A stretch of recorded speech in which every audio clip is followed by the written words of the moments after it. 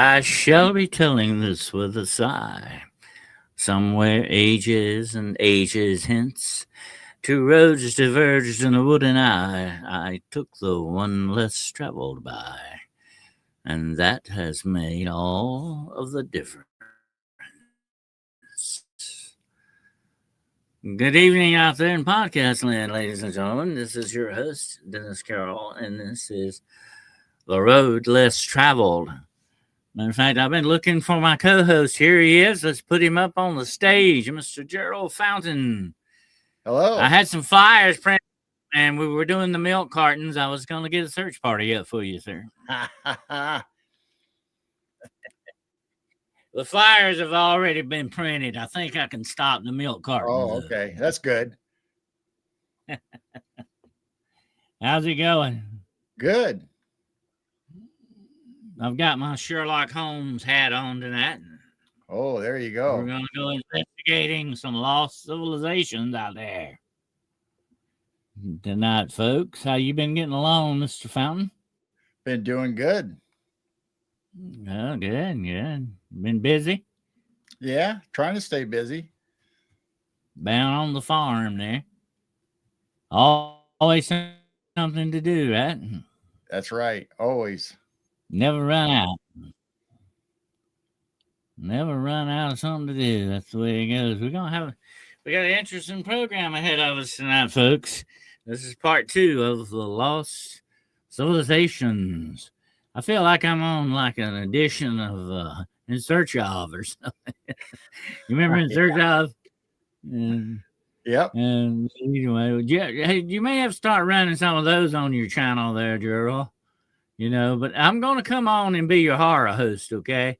I'm going to come on and do creature features for you, all right? There you go. Stay tuned. Yeah. Okay. Yeah. But anyway, what we're going to have to do, we'll have to get Jane to dress up like Tangela. You know, all she got to do is wear a mop head, you know? Yep. There you go. You would make a great butler, though, by the way. You would make a great butler. But anyway, let's say hello to everybody crowding in the chat room here tonight. Hello to Maria, Wizard Moon, and Monica. The lovely Monica is with us. Catherine, Ida. Hello, that's the lovely Ida is here. And who else have we got? Let's see. We're starting to gang up on us here, Gerald. Oh, boy. We got somebody in here somewhere named Shiro, I guess. I'm looking for her. She'll show up, though. And let's see. We got the Blue-Eyed Bandit. And the Blue-Eyed Bandito. You remember the what was that? What was that years ago? The Frito Bandito, remember that?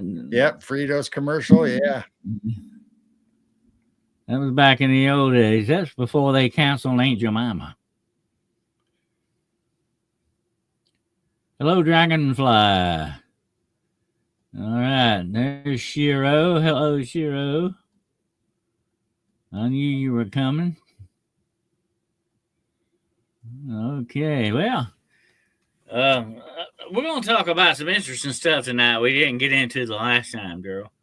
And here's the thing about it, by the way. I had a great show with Jessica today. If any of you missed that, you need to go back and check it out. It was another werewolf show, the Werewolf of Defiance, Ohio. You need to check it out. It was a great show. Also did a great show with the Duchess Danielle Diva. And she has just posted it. So, Gerald, if you want to go watch it, you got something to watch tonight, okay? There you And go. she has just posted it to her channel. And we had an interesting talk the other night, and I'm going to do some more on this. I don't know if you're familiar with the Striga. Do you know No, what I'm talking about there? no, I do not. The Striga are really like vampire owl witches, okay? And they suck the blood of children Oh, and do all kinds of bad things. They're a very well known Romanian legend, but it's also found in Greece. In Greece, they are known, of course, as harpies or the Varvalika. It's very interesting. And also, you've got a very similar thing with Lechusa. You know, I know you're familiar with Lechusa. yep. The owl witch in New Mexico and Arizona and places like that. It's very strange that you got very similar legends, completely different cultures. But it's I'm going to be getting deeper into the Striga, and but Danielle really was. Also, I'm going to get into the Baba Yaga. You know what Baba Yaga is, yeah. Yep. And that's interesting too. But all of this is connected, Gerald, to Lamia, the queen of vampires, Lamia, and of course Lilith, the night owl, the screech owl. That's why all these owls. I don't know what it is about people. They've got a love-hate relationship with owls. Yeah, there's some people like them, and then some people hate them. Okay, there's no borderland in between that. I don't think. Oh, the Cryptid Huntress is in here, just talking about you, dear. Hi, Jessica. Welcome to the chat. Anyway, the Striga is a real bad gal. I mean, she goes around sucking the blood out of children, and also she gives them some kind of wasting disease. And the only way to cure it is to get her to spit in their mouth, and that supposedly cures this wasting disease. This is wild stuff, man. It's very interesting. But I'm gonna do a little special on that, and so everybody be watching for that on Hunting the Shadows. Just a little special on it. It's fascinating stuff, though. You know me, I love the cryptid stuff. So this is some wild way out stuff. But speaking of wild and way out, well, let's get to some lost civilizations here. Okay. Now we talked last week about Atlantis and Lemuria, and we speculated that there are some people who believe that they have an alien influence or that they were alien bases here on this world. That's why they were so highly advanced. And it would explain that, to a great degree, that they were more highly advanced than the civilizations around them because they came from somewhere else, altogether different. That's an interesting hypothesis, Gerald. And we'll talk about that a little bit tonight. But all of this goes not only from Earth, but it goes off world as well. I mean, there supposedly are bases connected to these Atlantis and Lemuria that are still there. There's the remnant of Lemuria is supposed to still be under the sea, and it's like an undersea base kind of a thing. And they're supposed to also have a base on the moon and a base underground as well. What do you think about that? Yeah, that's a pretty weird subject. I mean, you can go all kinds of ways with that. But yeah, you get into Anunnaki and Palladians, and depending on what race or entity that you're talking about, there's all kinds of stories about what civilizations were influenced by extraterrestrials. That's true. And here's the thing, and we talked about this last week. I believe if they had gone anywhere to hide, get away from the rest of civilization, and they had an enemy thing going on with the rest of mankind, they would definitely, I think, hide underground That would be the number one place to go, ground or under the sea, one or the other. Now, Right. if you're familiar with Marvel Studios a little bit and Aquaman, he's supposed to have a kingdom under the sea. Even Edgar Allan Poe wrote about the kingdom under the sea. Uh, he also believed that that's where demons were living under the sea as well, because the sea is always in turmoil. Life and death going on constantly. And that's the way he looked at it in that profound way. But if I were going to have a base, it definitely would be under the sea. I mean, that would be an excellent place for it. And you look at all the USOs, and we call them USOs, not UFOs, that are spotted going in and out of the water and the ocean and the different lakes. It seems like it, would be definitely tie in with some of that stuff. Right. I mean, even Christopher Columbus and a lot of other explorers put in their logs and diaries that they saw glowing lights next to their ships, zipping by and like checking them out. So, I mean, it's been in history for a long time. And if I'm not mistaken, Gerald, I could be wrong. I think one of the very first UFO sightings in this country was at Long Island or somewhere like that. Montauk might have been there somewhere. Yeah, I think so. I think it was. This was like going back to the 16th century. Supposedly, they saw some lights around the ocean there, off the sound, so to speak.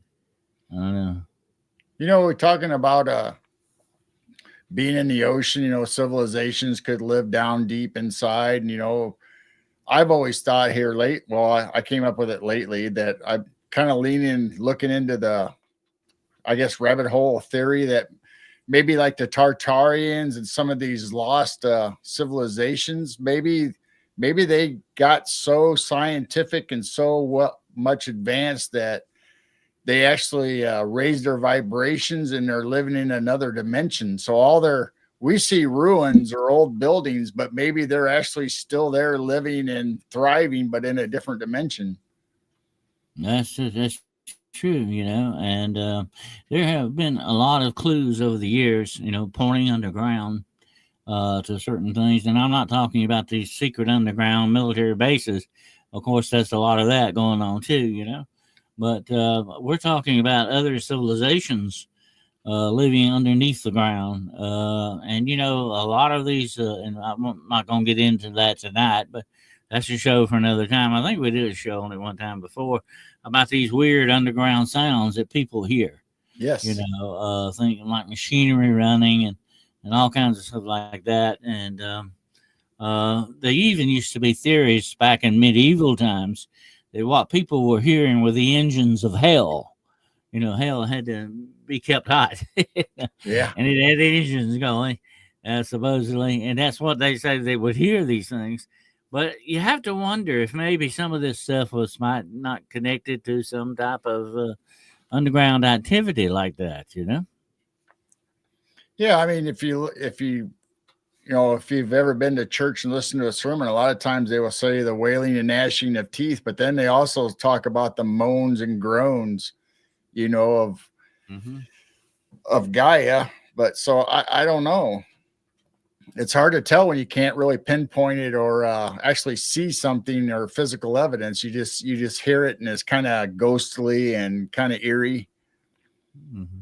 Well, getting back to what you were talking about with Tartaria and all that, the rise and fall of civilizations that may have been here before the civilization we have now is an interesting theory. How old is the Earth and how many millions of years have passed from generation to generation, and civilizations have risen and fallen, supposedly, in between those times. Tartaria is supposed to be the remnants of one of those. And here's the interesting thing about that, Gerald. I think Jessica did a show on the Tissue Princess. If I'm not mistaken, am I pronouncing that right? Yeah. And she was like in strata that was like millions of years old. That's strange. I believe the Earth could possibly be a whole lot older than people do realize, and that there could have been the fall, rise, and fall of many different, very highly advanced civilizations. Well, you know what? If you go back in history, you can see where they changed our calendars, our dates. So that fits right in with the mud flood in Tartaria. Everybody loves talking about it. How the emperor wanted to start on a certain date, like 1000 or the fresh of the century. So they kind of missed a bunch by changing the dates on the calendars, and that's why there's not a lot of history during that time, because they eliminated, or they were writing about time that happened in that period, but they gave it a different date. Well, along the same lines, I'm going to read you something right quick here. If I can get it up. Here we go. Supposedly, I'm going to read this right quick for you. Have you ever heard of Deros and Teros? Yes. You've heard of them? Yep. A lot of people are not familiar with it, but they're supposed to very much like the vril, the vrillia that I've talked about before. They're very much like that in this respect, although they got a different name. Listen to this. I'm going to read it right quick for you. Dwelling in underground tunnels, the Deros are thought to be an extremely unpleasant and violent race of subterranean beings, also known as the Sandman. The name Deros is derived from the words detrimental and robot. The Deros are believed to be descendants of a highly advanced extraterrestrial race that migrated to Earth many thousands of years ago, and are thought by some to be responsible for the legends of trolls and leprechauns. Oh. The Deros are believed to have been colonized both the surface and the interior of the Earth, and despite being the descendants of a highly advanced alien race, the Deros are believed to have deteriorated both physically and mentally, and have become a race of hideous, moronic, and evil creatures, very much like demons. Okay. Oh, wow. The Deros are believed to influence the behaviors of mankind by firing deleterious rays towards the surface from their underground lairs. This would explain many mysterious fires. Okay? Now listen to this. These rays are thought to be responsible for most of the wars and violence suffered by mankind. The Deros are at war with another race of subterranean aliens known as the Teros. The Deros and the Teros are both descendants of the same original alien race to colonize Earth, but the Teros attempt to help mankind and thwart the Deros in their attempts to destroy us. The Deros are thought to harbor a strong dislike for the human race due to the fact that the Deros still believe that the Earth belongs to them and that one day it will again. Oh, wow. Yeah. This is a very interesting thing. This is the underground civilization theory that has been put forth for hundreds of years, thousands of years, really. If you go back and look at a lot of this culture, folklore, and all this other stuff, they're talking about, the big holes in the earth, the entrances in and out. And, it makes perfect sense when you think about some of these UFOs, Gerald, that people see and why they're so different from each other. Maybe they're not coming from outer space, like a lot of people conjecture. Maybe they're coming from inner space. Right. Yeah. Absolutely. That's I've shown old maps on Jessica's show, the Cryptid Huntress, and there was one race of people on this old map that lived in caves, and they were cannibals. So they came up on the surface and fed off of people, but then they went back into the caves. So who knows how far in those caves go, if they went into inner earth, or we always have those theories about, people that live on top and people that live below. And there's stories too of women being abducted by these guys and taken underground for breeding purposes. Even H.P. Lovecraft talked about that to a certain extent. Of course, he had a little bit different slant to it, but it was along the same lines. You have to wonder, very much like you hear about the reports, and I'm not going to get into that tonight, of Bigfoot kidnapping human women for procreation purposes. A lot of this supposedly went on in the past, definitely, and may still go on. This may account for some, I'm not saying all, but some missing persons kind of thing. You gotta understand something. If you live in a closed society underneath the ground like that, you're definitely going to have a problem with population stuff going on. You're going to probably have to seed that population every now and then with some new blood, you might say, Right. to keep it from getting stale. So that makes perfect sense when you think about that. Absolutely. I mean, when you talk about these civilizations, that live underground, or even like Shambhala, where you look at the side of a mountain or in the Himalayas, and it just looks natural until you hit that certain spot. Then all of a sudden it's like walking through the veil or a portal. Then all of a sudden you're in this tranquility and this luscious green space. Yeah. That's good. Yeah. Shangri-La, definitely. The interesting thing about that, there are still supposedly, Gerald, certain places in the world that have been unexplored, that are, or haven't been explored that thoroughly, that these places could exist. There could be pockets of this kind of stuff in different areas of the world. And I've talked about this before. Matter of fact, I've been doing some research on the Aragonek. The Aragonek is sort of like a water dragon that lives in the Congo. And this is a very fearsome looking cryptid, by the way. Anyway, it would be the remnant of a dinosaur, basically, and we've talked about this before, that there may be pockets of the dinosaurs that still exist. This is a big world we live on here, and it can have a lot of hidden secrets from us, definitely. Well, the Congo supposedly still has reports deep inside that they're seeing dinosaurs, not the huge ones like the T-Rexes or anything, but they're big as far as humans are concerned. And here, just the other day, we got a report that they found a mammoth skull here in Iowa. Yeah. Oh, yeah. And I've been fielding reports here recently of people seeing woolly mammoths in Alaska. Have you heard about that? Oh, yeah. Deep in the tundra, man, up in Alaska, there's all kinds of stuff. They're still saying there's thunderbirds there and mammoths and, giant. Look how big Alaska is, Gerald. I mean, you could hide a whole country there if you wanted to. It's a big place. Yep.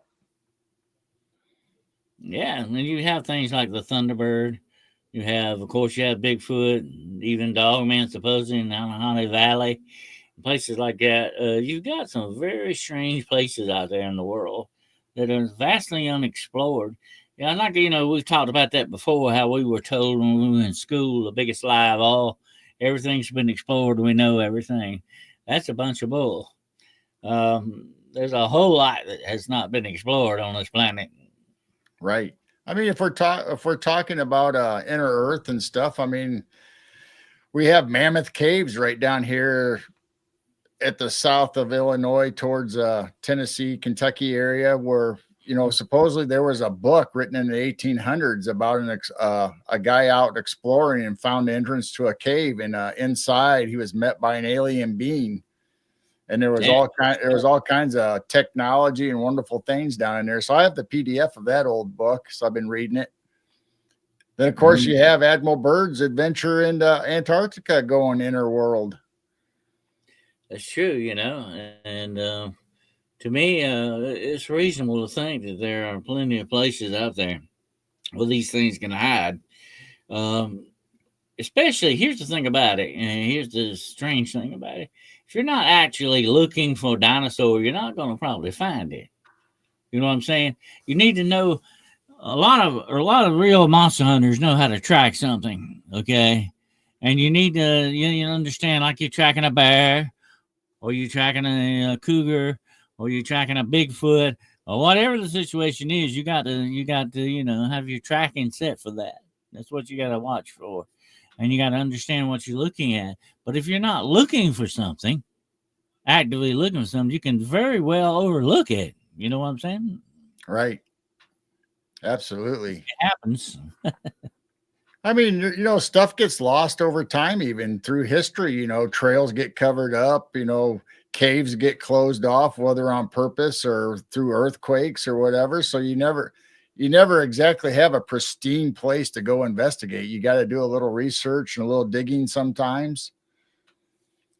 Well, I don't doubt a bit, from what I know, Joel, that Bigfoot and Dogman definitely actively cover up their trails. I believe that without a doubt. They're very smart and they're doing that. Absolutely. And other animals as well may do that. I have actually seen cougars do something very similar to that, where they will try to hide their trail and all that. And I mentioned on Jessica's show today, that animals are just like people. They take the easy trail if they can. The trail has already been blazed. That's and I've had a lot of people over the years ask me, how do I hunt a Bigfoot? How do I look for a dogman? You stay on the trails. Don't get off the trail. Stay on the trail, but watch the trail. You don't have to be right on the trail, but you can kind of be off the side and kind of watch it. You got a more likely chance of seeing something like that, Right. because they're going to take the trail, especially the water. That's where they always go. They head for water. Everything goes to water sooner or later. And that's exactly where I'd be camped out. I know you would too, Gerald. We'd be sitting out by the trail next to the water waiting for something to show up. And you got a more likely chance of encountering something like that. But you got to increase your chances every which way you can, definitely, An old hunter's trick is, don't follow the trail where it's going, go the other way to where it's been. Because a lot of times it might be going away from its den or its home or its family, clan, whatever the case may be, and then stake that place out, because chances are it's going to come back. It'll, whatever you're hunting, or maybe you'll run into more of whatever you're looking for if you follow the trail backwards. Too, they're very much like creatures of habit. Joanne has become a new member. All right. Welcome aboard, Joanne. Thank you. And Joanne. Thank you so much for being a member. Appreciate that. But anyway, certainly the right way and the wrong way to do everything, and especially when it comes to looking for stuff and actively looking for things like that. But if I were going to look for a hidden civilization, I'd definitely go underground or under the sea, or under the lake, or whatever the situation. That's the perfect hiding place. Right. Makes sense. Look at all the ruins and stuff down in South America that they're finding, covering up with brush and grasses and natural habitat that's just taken over, because it's been such a long period of time before civilizations were there, and they're finding all these temples that they have to uncover. And of course, in the rainforest too, the rainforest is huge. I mean, it's a country by itself in many ways. It could be anything in some of these rainforests. They keep finding temples and tribes of people they never knew existed. It's very interesting. Right.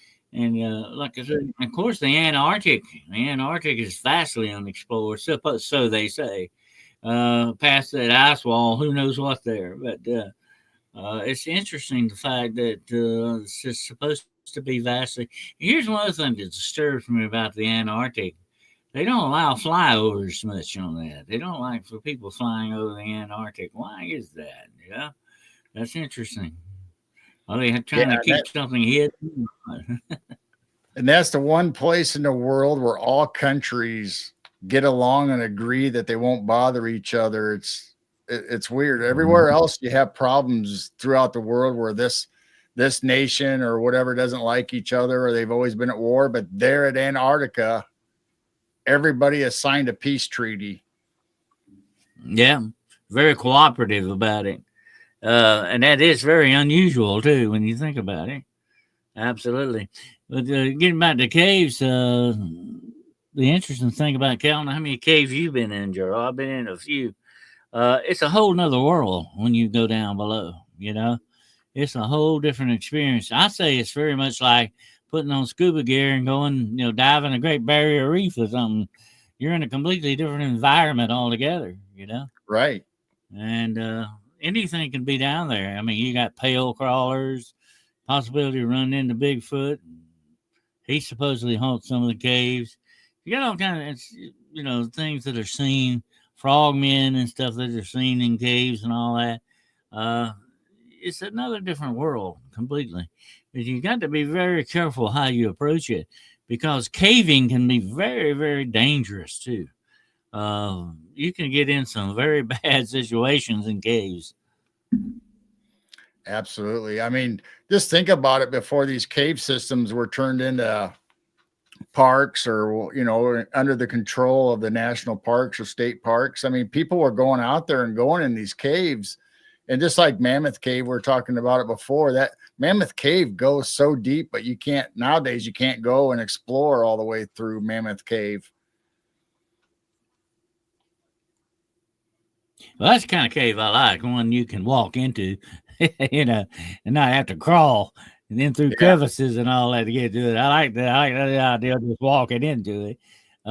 We've got a cave like that not far from where I'm at tonight, as a matter of fact, but it is a man-made cave, by the way. They cut a tunnel through this mountain, and it's called Stump House Mountain. And they cut this tunnel during the Civil War, but they never finished it. The tunnel goes way back in there. And I mean, it can be like 90 degrees outside, and it's like a pleasant 55 and down in this cave. Right. It's very chilly, no matter what hot it is outside. But I've actually climbed on top of this mountain, and there is an old cemetery on top. There's a lot of history there. But they never finished that tunnel because the Civil War took place. Wow. If you go out in the wilderness or out in the woods, if you find a cave or whatever, you got to be careful because, it could be a bear's cave. It could be, a place where wild animals live. It doesn't necessarily mean it's going to be a tunnel system like we would think of caves like we're talking about now. So you got to be careful you're not going into something that you don't know about. Absolutely. You don't run into wild animals, even bats can be a hazard in the cave. Some of that bat guano will knock you out too. Some of it. I mean, you can get in some bad situations in caves. You have to be very, very careful about it. Well, like I say, I've always been very wary when I go into a cave. I'm not claustrophobic, but that's not one of my favorite places to be. Put it that way.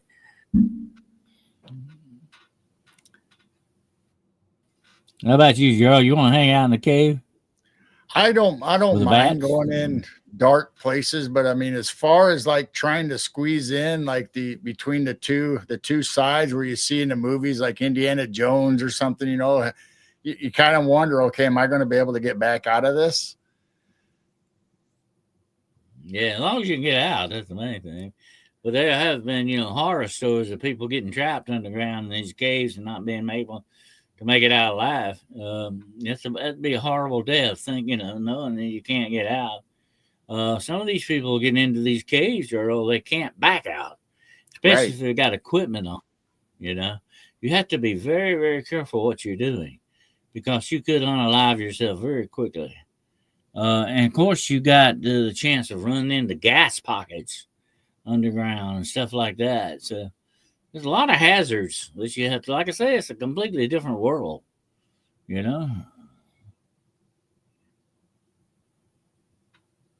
Anyway, somebody's here asking about the Epstein list. Yeah, I've read the list, by the way. It's already on what's her name's desk. You'll see it shortly. It's an interesting list. I think you'll find it interesting. Yep. Anyway, getting back to caves. I was going to ask you a question. I was going to ask you something. What was it? What's the deepest you've ever been in a cave, by the way?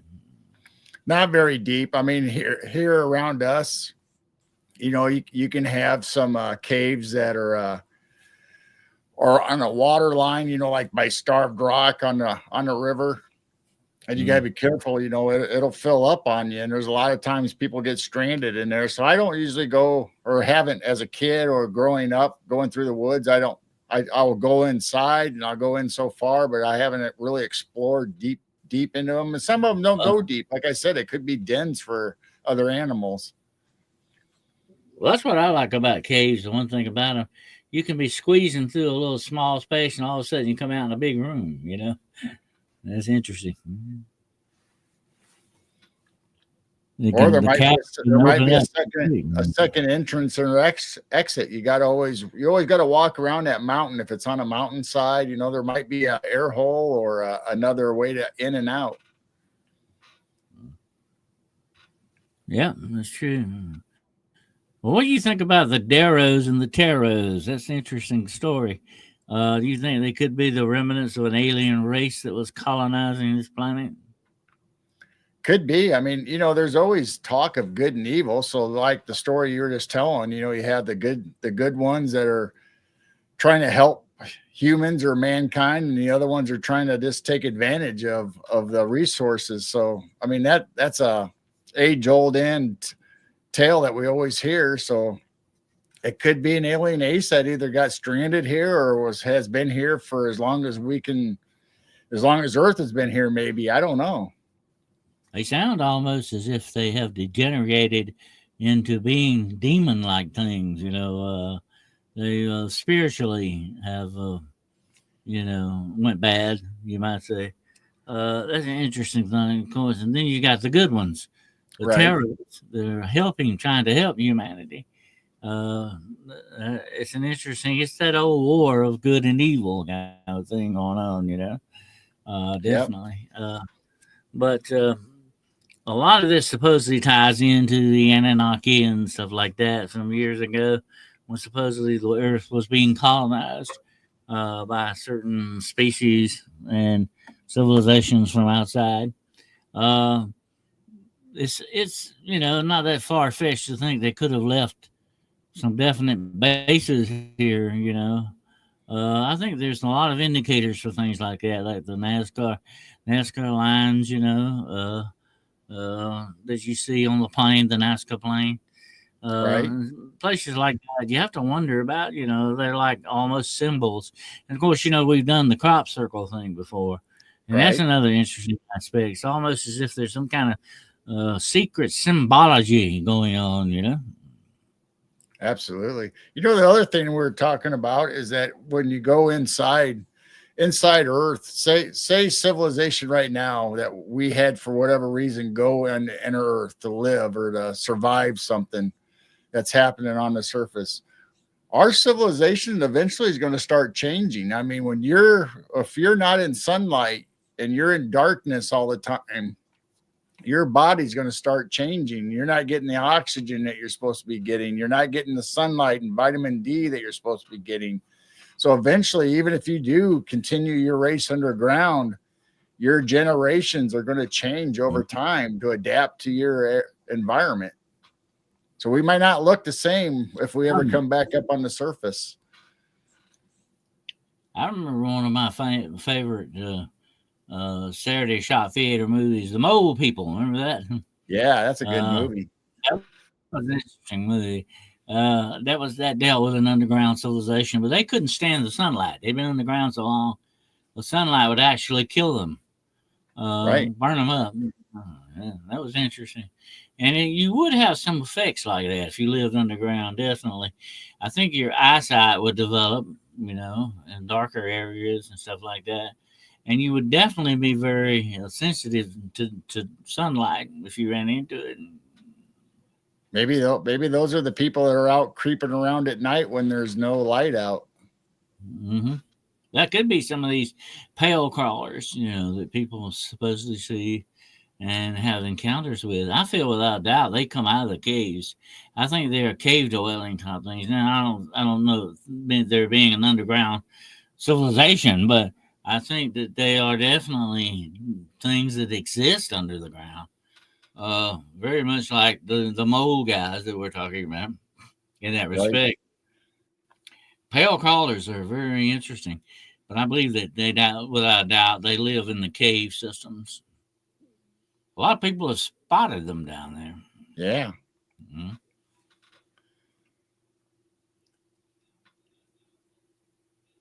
but I don't know if I'll tell you what. There's something really creepy about those pale crawlers, though, and the way they statically move.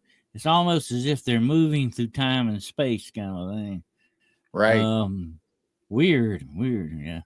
And you have to wonder if maybe they might be the remnant of some type of an alien race or something. Yeah, they always look like their joints are all weird and moving weird. So it's almost like maybe they are from underground and crawling through tunnels. The way they're always the way they move when they're chasing somebody or somebody spots them. And I think some of the cryptid warfare guys actually spotted a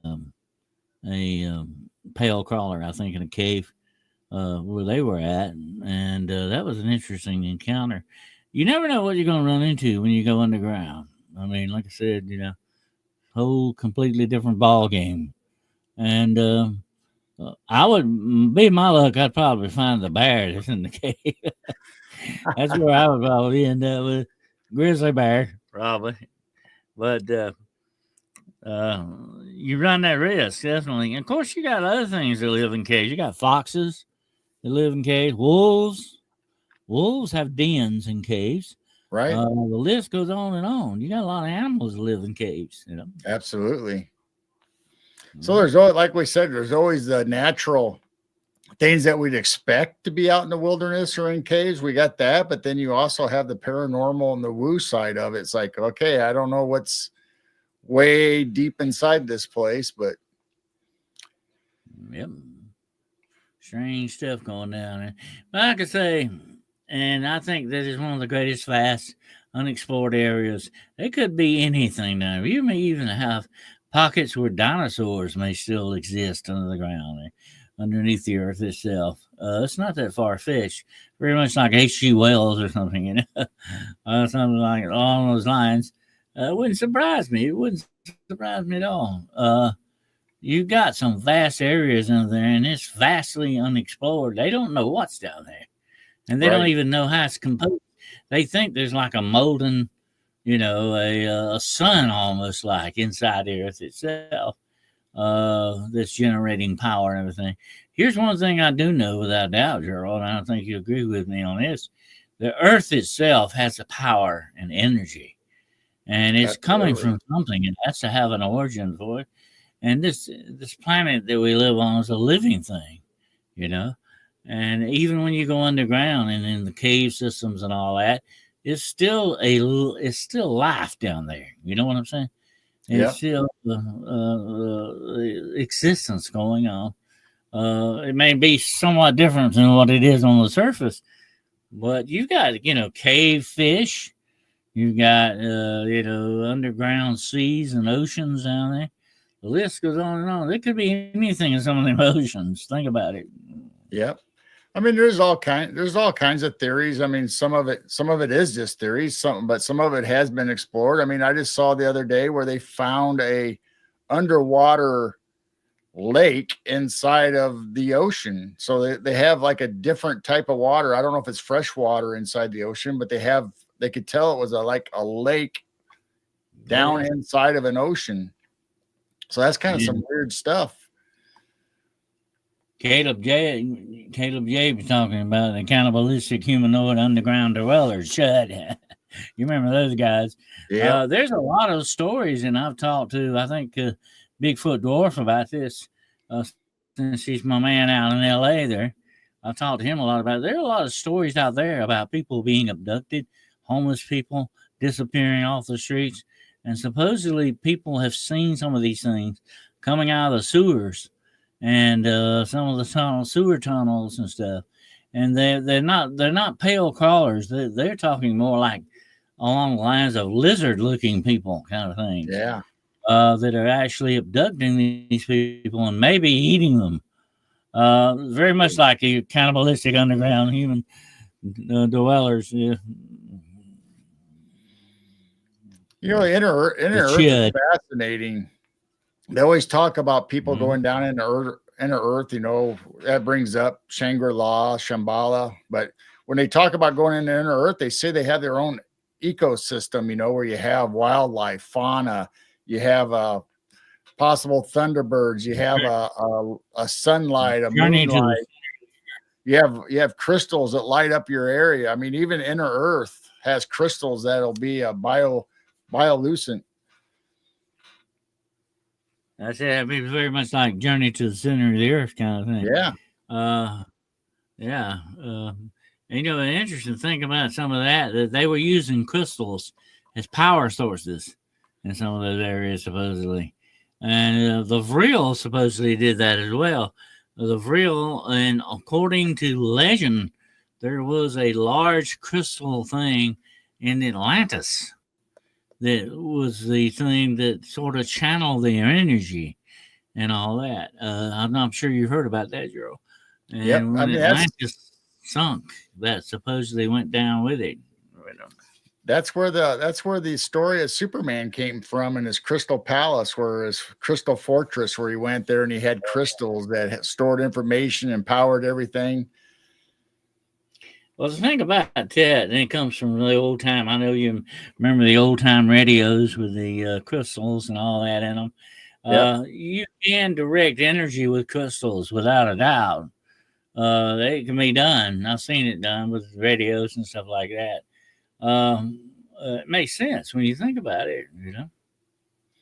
Absolutely. I mean, I think the ley lines are powered by the crystals that are deep down in the earth. I think there's like layers and layers and long lines of either, you know, like all kinds of quartz and all kinds of minerals that create and get the energy from the earth, or either from the ether will supercharge it. And all these lost civilizations seem to be lined up on these ley lines.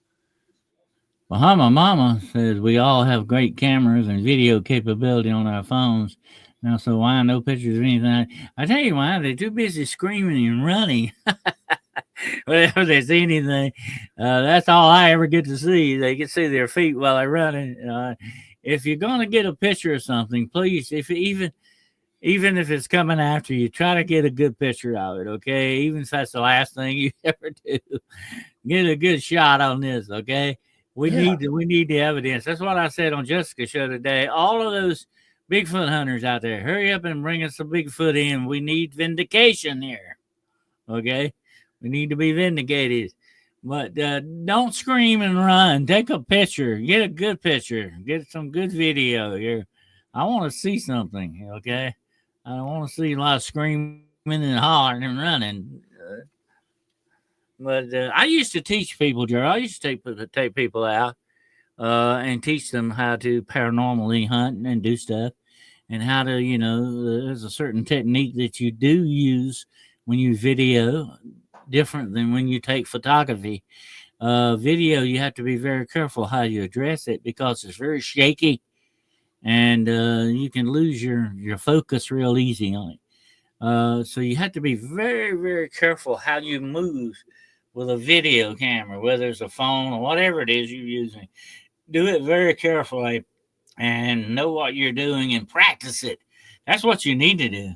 You need to get out and practice it under all different kind of situations, and then you become what, Gerald? An expert almost at it, you know? Yeah, it becomes second nature. But I mean, if you're out exploring, like you said, and it's mentioned in chat, the last thing you think of is grabbing that cell phone or whatever out of your pocket, because you're so surprised. You could be scared, you could be fearful, you could be thinking, okay, how do I get out of here? What is this strange thing? You just never think about grabbing your picture. And sometimes, depending on what the entity is, it could drain your battery. Your phone might not even work. I've actually had it happen to me. I've actually had things happen to me, and I was like, you know, jaw on the floor, had a camera in my pocket, didn't even think about trying to take a picture. I mean, you can be so surprised and caught off guard, you know. That's why I say you need to practice exactly what you're going to do and how you're going to do it. I mean, it could be something so spectacular that you're just all in the moment. You're just watching it and enjoying it, or trying to figure out what's going on. He is now a member. Immensely. Oh, thanks, Caleb Gabe. Yep. Good to have you here. And we're gonna have some interesting video for you. Don't worry. Anyway, yeah, you need to practice and try to be ready for any kind of situation. It's like I said on Jessica's show today. You got to expect what the unexpected. Unexpected. That's the only way you can handle it. You know, you don't have any control over it, so you never know what's going to happen when it's going to happen. But the best thing you can do is just try to cover all your bases as much as humanly possible. You know, Right. and just try to stay aware. But I have seen so many videos. And they'll be slowly panning up to what it is they're looking at, and then they start screaming and running, and that's all. You never see any more of it. I hate that. I hate that. I want to see what they're trying to show me here. But unfortunately, that's human nature.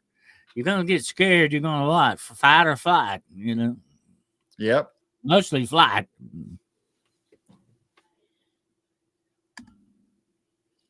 But anyway, next time I go underground, I'm taking you with me, Gerald. All right. I'll be right behind you. All right, we might find that idol from Indiana Jones. You never know. Absolutely. But You got the hat. You can be Sherlock, and I'll be Watson. Meets the eye. You know, a whole lot more.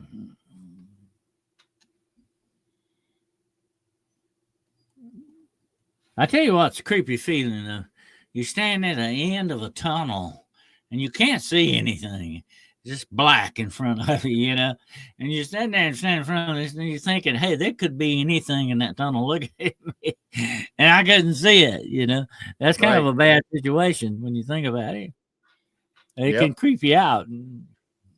And you're, you got to be careful that you're not manifesting this stuff. Or bringing attention to something that might not see you. Absolutely. I tell you what, and I think, our friend Gus's mom, the girl on her gone, she went, she toured the catacombs of Paris. That is a freaky place. If you get lost down there, you run out of light, you're doomed. You know what I mean? You're not coming back, usually. And there have been people that got lost in those catacombs that they've never found them again. There's miles and miles and miles of it with holes that drop off and all. And it's wild, freaky stuff. That's the one thing about caverns and places like that, Gerald. You've got to be very, very extra cautious. You could step in a hole that would be 100 feet deep or something. You never know, Right. And you might, you might lose your perception of depth and height, and you might start going down and not realize it, not be able to climb back up. Yeah, and of course you might better pack a parakeet with you and make sure you don't run into gas or right, or canary or whatever it was they used to carry with them. They had the canaries with them. If the canary quits singing, you're in trouble. There you go.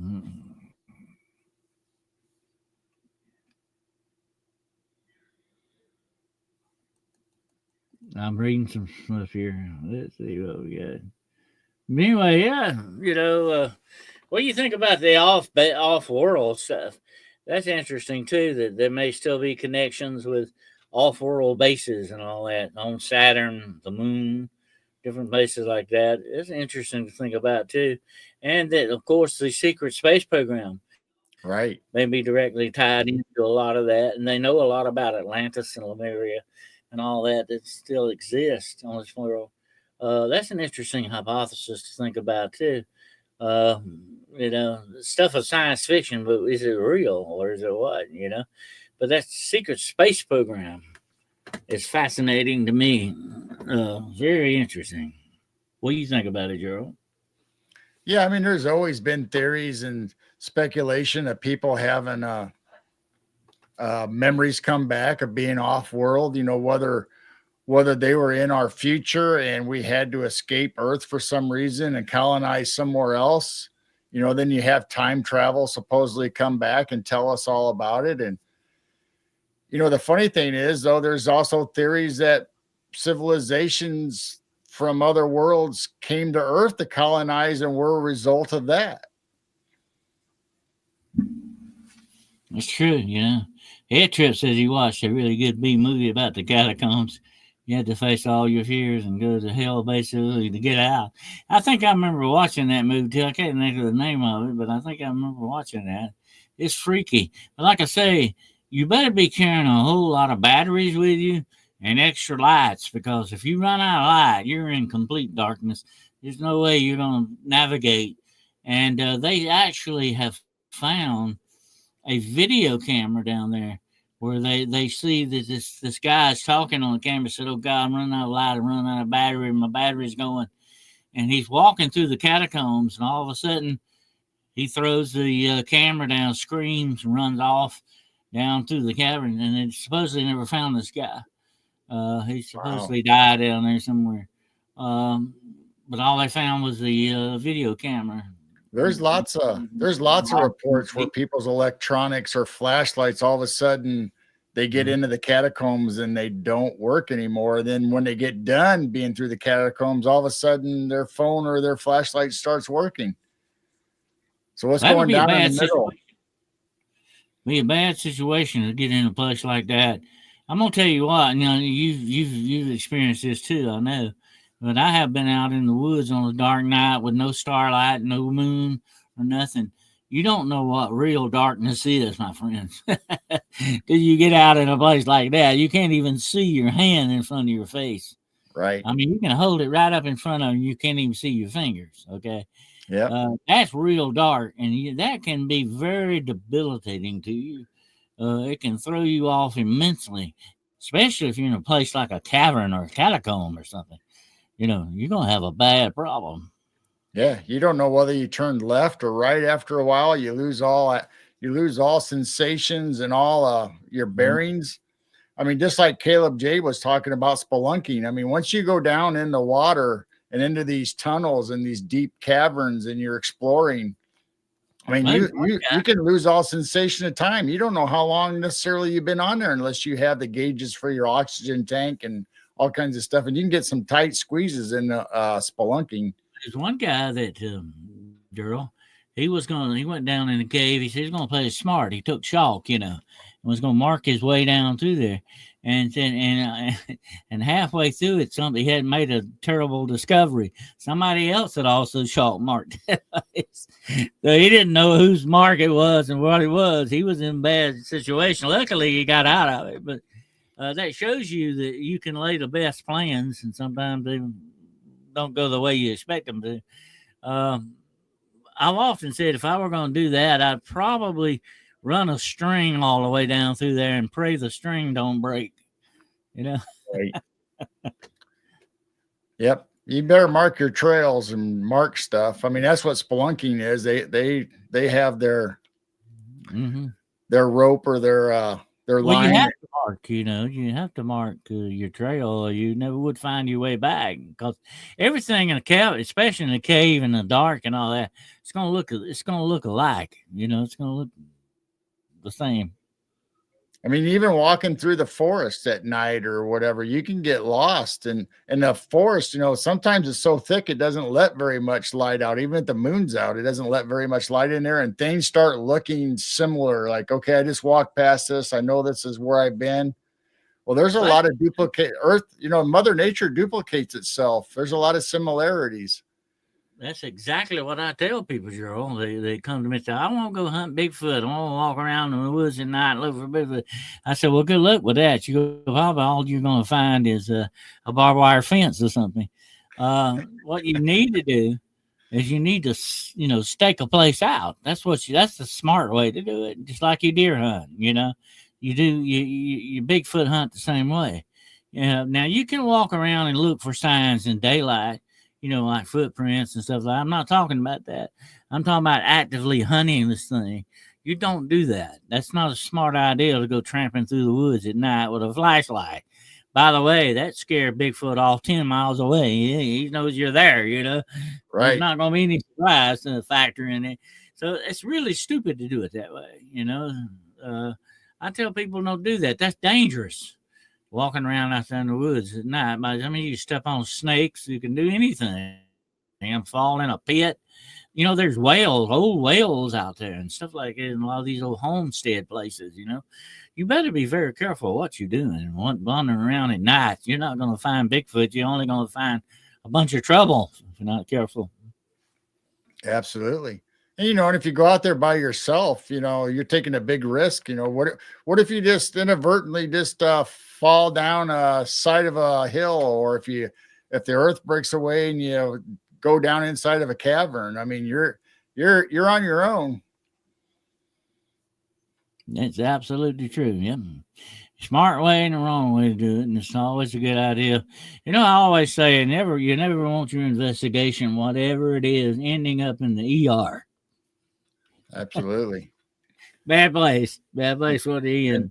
And sometimes you can be lucky if you make it to the ER. Yeah, if you make it to the ER. Definitely. But people will do foolish things, though, Gerald. That's the way it goes. I don't know, the will override their mind sometimes or something like that. That's the way it goes. But anyway, I tell people like that, if you're gonna monster hunt, do it right, and don't do some foolish stuff. You get in trouble.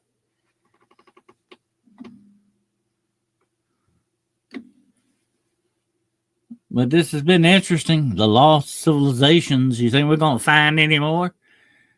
We got any more lost civilizations? So. They're discovering them all the time. Well, not all the time, but I mean they're discovering them and figuring it out. What's really interesting is a lot of these places are being discovered by star maps. Whether it's Orion, they're matching up. They've done that in South America. They've done that in other places.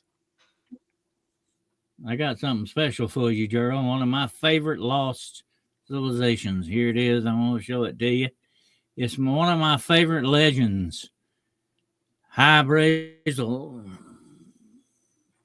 Oh, yeah. The Phantom Island. You know about that, don't you? Yep.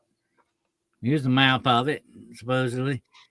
I don't know if I can get that map to get any bigger, but that red circle, that right there is where Vibrational supposedly shows itself every once in a while. But it's called a Phantom Island because it can be seen sometimes, and sometimes it disappears. But I've always wanted to go look for it. What do you think? I think we brought it up last week about the island that appears and disappears, and that's how we got the story of Brigadoon. Mm-hmm. It's a fascinating legend, and actually, I got a tie-in for it for a movie for you here. Have you ever seen the movie Brigadoon? Yeah, I have. The musical Brigadoon. Well, the legend of Brigadoon is actually based on Vibrational a little bit, because it disappears and suppose it comes back every 100 years or something like that. Whoever thought up Brigadoon, they evidently knew the legend of Vibrational. Okay. Right. Supposedly there's other places that are like that appear and disappear. And the question is, if it appears, do you go there and do you stay? Or do you not go? Well, some people speculate, Gerald, that Vibrational is sort of like a mirage. Like you're heading for water out of the desert and it's not really water, and it looks like, and it leads you to something that's not there, like a mirage. That's a possibility. It could be some type of a natural mirage that appears once in a while when the weather conditions are right or something. What do you think? Yeah, it could be like that, but it also could be like we were talking about Tartaria, that maybe they're dimensional. Maybe they got such high technology and raised their vibration so much that they only appear at certain times and when the energy and frequencies are right. So you take the chance if you go there or enter it and disappear forever for 100 years. Maybe they have a cloaking technology. They can cloak when they want. Maybe cloak their island. That would be neat, wouldn't it?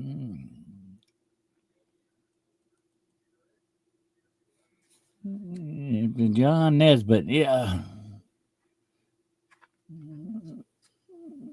High Brazel.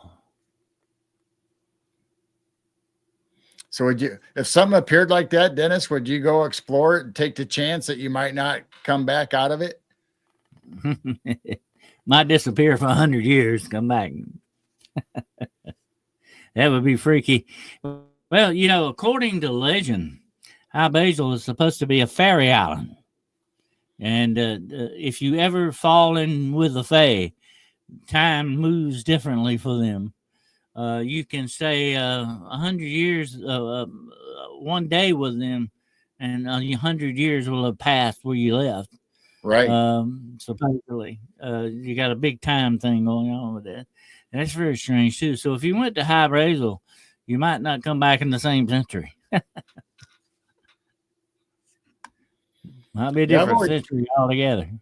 I've always heard of these time slips. I might end up missing days of our lives. What do you think?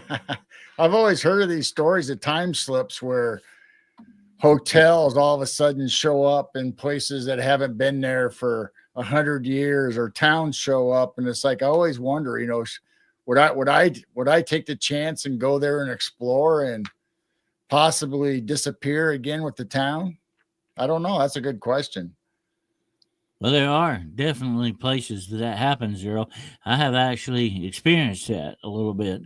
Not real dramatically, but I have experienced it.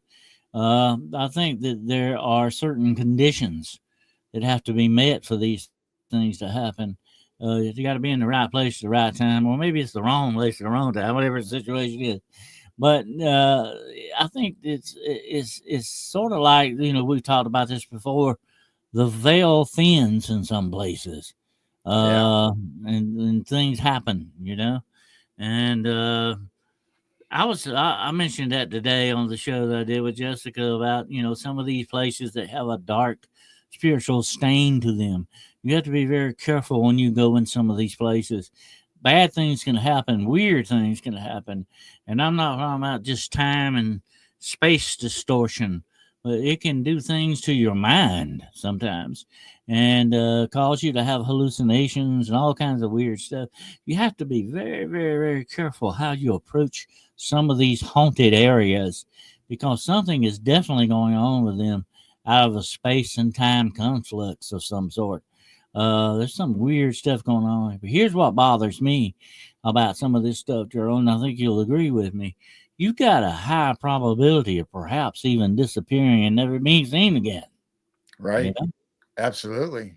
Mm-hmm. I mean, you can be lost to time. We can be dimensional when you step in these places. Just like they talk about fairy rings. If you go in a fairy ring, you can go into dimensions and the fairy can take you to another dimension where you won't be seen again. There's all kinds of things like that. You're sort of violating a space and time continuum type thing or something, You shouldn't be messing around with it, put it that way. You're running the danger of the unknown, the X factor, and something like this stuff, With the Fae, you are closer to the source. It's like being near a black hole or gravity well. Time will move differently, and the closer you get to it. Absolutely, I think they're distorting time by the very relative existence. They are sort of out of time and space, and they kind of, I'm not going to say they ripped a place in it, but they kind of pull the curtain aside, so to speak, Right. And things happen when they do that. I think they have specific powers to do that with, and I think that's what's going on with a lot of that stuff, especially when you get to the Fae. I've studied the Fae for many years, and the fascinating things about it, like the Striga I was talking about earlier, all of this stuff has a basis in fact. Although it's got a lot of folklore around it, you got to cut a lot of the legend away from it to find the real truth of the matter. It's like, as always, like I think you said before, it's like peeling an onion, okay? To get to the center, that's what you got to do. But it's interesting when you do get to the center, Yeah, I mean, if you're dealing with entities that can can live within the time continuum. I mean, they're moving at such a high vibration, and we're moving at a lower vibration. It could seem like they're moving fast and doing thus. So even if we wanted to do something, we would be moving so slow to them. We couldn't even catch up with them. Yeah, liminal spaces. Yep, the in between spaces. I like to call them the in between spaces. The liminal spaces are very interesting. And here's another thing about that. I think these guys, the Fae, are operating on a higher vibrational level than we are. Right. And that may have a lot to do with what goes on with their kind of space and time continuum thing as well. You know what Tesla said about vibration, frequency, and energy. Uh, you know, that's the secrets of the universe. And definitely the Fae have a big handle on those secrets, no doubt about it. Yeah, High Basil supposedly appears once every 7 years in the myths, but there are legends of a village very much like that that's supposed to reappears only every 100 years. I think that's where a lot of these legends they get their inspiration from. A lot of these legends, Irish legends. The Irish are very good at legends. They know their stuff. Absolutely. But anyway, it's been a fascinating study here. Definitely, we've uncovered a lot of so-called lost civilizations. Some of them may not be lost. Maybe they're just hidden from us, Gerald. What do you think? Right. I mean, it makes you wonder. I mean, are they lost? Are we finding them? Were they deserted? Were they abandoned? I mean, we don't know the answers to a lot of these questions. That's things we need to figure out.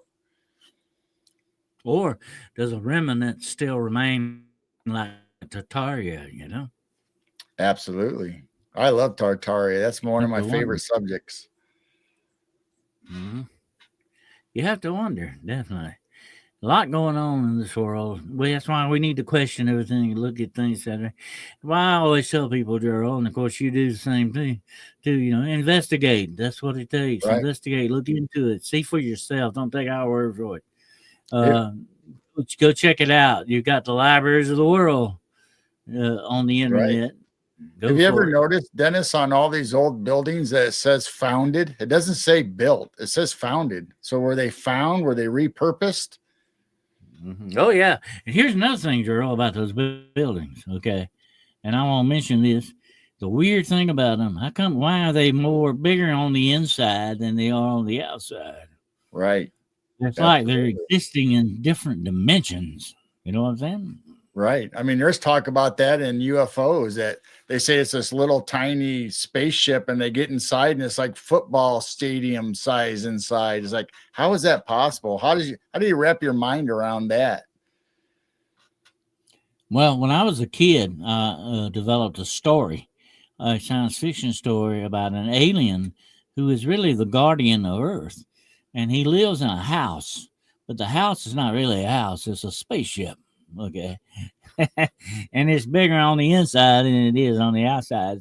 Wow. But that's what I developed as a story. But anyway, uh, the interesting thing was he was the guardian of the year of the earth, and he was the representative of a. He was an Earthman, but they had taken him to another planet and gave him a longer life. He was like 400 or 500 years old, and his job was to be the guardian of Earth, and he was sort of their emissary, you know, their connection to Earth. Yep. But I always found it interesting that his spaceship was really it looked like a house, you know, 2-story house. Somebody, I always wanted to see what it looked like when it would take off. It would somebody be owes you some interesting. money. They took your story and turned it into Guardian of the Galaxies. Yeah, kind of like that. Yeah, that was a long time ago when I developed that story, um, way before the Guardians of the Universe kind of thing. But I always thought that maybe what if there was a benevolent alien race, and they would leave a representative on Earth, somebody to watch over, you know, until they come back or whatever the situation is. That was where I got my idea at. Right. The liminal spaces are the back rooms, the space between the spaces, the in between. That's what I like to call it. Right. The in between places. The liminal. And there are a lot of liminal places on this planet, definitely. Absolutely. I think Sedona, Arizona is one. Mm-hmm. Well, this has been a fascinating study. You got any closing thoughts on the lost civilizations there, Daryl? Well, like I said this a little while ago, I says, I don't know if they're lost, abandoned. Like I said, maybe they left for a reason. Maybe they reached a higher dimension and say, okay, that's it for us. We're out of here. I mean, I don't know. Or were they conquered? But if they were conquered, where's all the evidence? It could be. It could be, Gerald, that some things that we think are lost are not really lost at all. Maybe they're sort of just misplaced in a way, or our attention is misplaced on them. Definitely put it that way. I think, without a doubt, some of the remnant of these three places may still exist, and then maybe in very obvious places in mankind. I think we are the influence of our environment and the factors that have taken place in our environment. And I think without a doubt, if we look deep into ourselves, we'll find the real true secrets and the answers that we look for. I think they're there. We just need to look a lot harder for them, but they are definitely there. So I don't think anything is ever truly lost in that way, but it's just sort of like goes out of remembrance sometimes, more than it should. But we should have a longer memory than that, definitely. Yep. I like what Caleb J just talked about, like Crater Lake or a Meteor Crater, where there's all that high strangeness going on where people end up getting lost. There's a lot of 411 cases around Crater Lake where they say they get brain fogs and things start happening. They lose direction and it's crazy. Well, like I said before, there are a lot of those places out there, and you have to be very careful how you approach some of these places because there may be some kind of distortions of space and time. There may be some dark spiritual stains that remain in some of these places. There are definitely haunted places on this planet. As a matter of fact, I go along with John Keel. This is a haunted planet that we're living on. It's definitely haunted big time. And we have to be very careful sometimes how we approach it, but we don't need to let it stop us. We definitely need to explore. We need to investigate and try to understand the aspects of the world and the universe around us. That's what we're here for, I think. One of the main reasons why we're here is to understand our existence. Absolutely. Once you, and I remember a philosopher once said this, once you understand the true essence of your existence, you have touched the face of God. Wow. Yep. Very heavy stuff. I believe that to a certain extent, definitely. Well, this has been a fascinating story. Fascinating episode tonight. What you got planned for anything this week here, Gerald? What you got going? Wednesday night, we'll have the Night Owl Lounge like usual, and we'll be digging into some subjects, whether it's cryptid or paranormal or maybe some old maps again. I don't know. Then Friday, Saturday, it'll be a movie time again on Rumble only. We're going to Rumble because they're a lot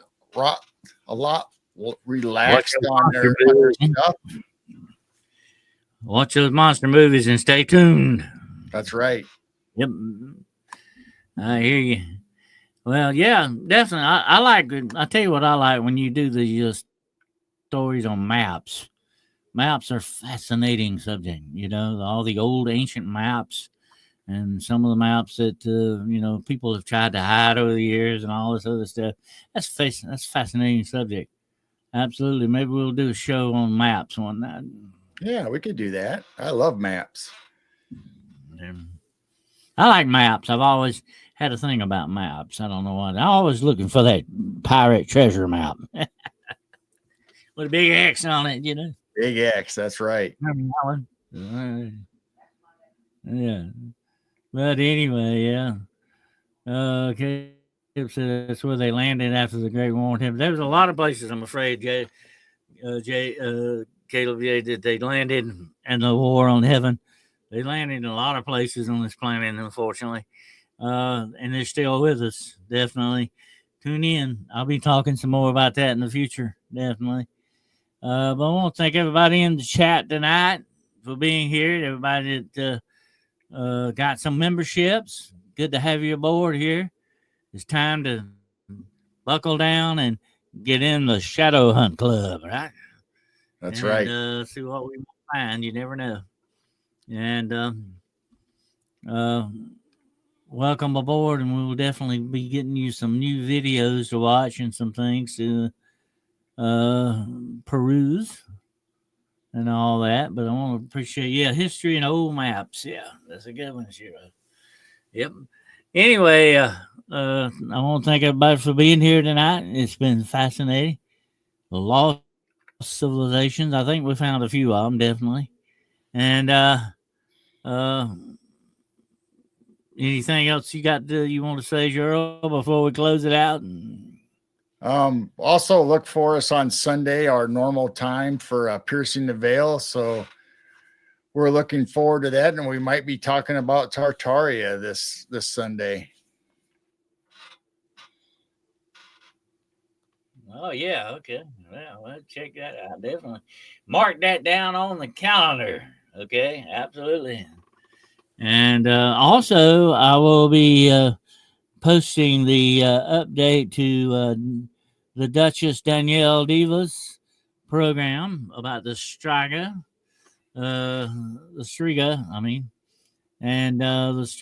and some of the other things we talked about the other night. You will find it. She recorded it, so it's a recorded show. Okay, so you'll be able to watch it, and I will have it posted on my channel. Okay, if you want to check it out, I will be posting it on there very shortly when I get off of here. And you go check it out because it was a great interview. We get in some very interesting stuff, and look for my special video I'm going to be doing on the Striga and the and some of the other things. It's going to be a little bit continuation of what we did on her show, so be watching for that. So I will be posting that in the next couple of days and all that. So it might even have a special video for the members. Okay. Oh, and it's about cool. Time dropping another special video for them. So we might be doing that as well. So right. We're looking for some stuff and all that. I want to have a shout out to my Bigfoot Dwarf there. Hello, sir. Didn't know you were in the chat. Appreciate you all being here tonight. Thank you so much for your support. And I want to thank you for your memberships and all this other stuff that you've been doing. It's great stuff. We're getting on out there, and we hopefully will have some better content, some more in the future for you. And we appreciate you all so very much, and your support means a lot. Okay, because we are definitely family. And like I said before, Gerald knows what I'm talking about. This is your podcast too. Okay. You have a voice. You always have a voice on these podcasts. Don't ever fail to think like that. We want to hear your feedback. We want you involved. I don't want to hear a bunch of crickets out there. Okay. If I want to hear crickets, I'll go out right and listen to the crickets. Okay. But seriously, we want your feedback, and we enjoy your feedback and your contributions to the show are very important to us, so don't forget that. Okay, appreciate you all being here tonight. It's been a great show, and until we get back together again, and that will be Wednesday night at 9:00 p.m. Eastern Standard Time on Hunting the Shadows YouTube podcast channel. Until then, stay tuned, and we will come back at you if the creeks don't rise, Lord willing. We'll see you then. And until then, take care and ciao and Godspeed. Adios. Keep looking up. Good night.